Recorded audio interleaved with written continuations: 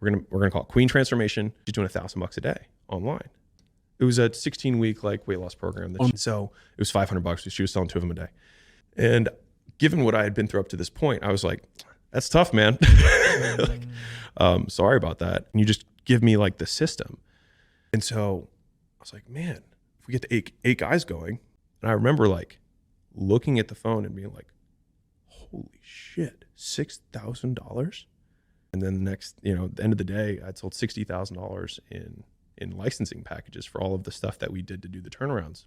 And so I called all those guys up and we did like $300,000 in sales that month. And so the key was that like, if they didn't have to pay the overhead of the sales guy who's there every day at the hotel, the commission for that guy, like the rental car, the per diem, like all the stuff that you have to incentivize and just like rent it out of their own gym and work the leads themselves. We did 26 million top line, wow. 17 million in EBITDA, our first 12 months. You turn things around over the next couple of years. The supplement and the licensing company we sold to American Pacific Group, which is a private equity firm out of San Francisco, for 46.2 million.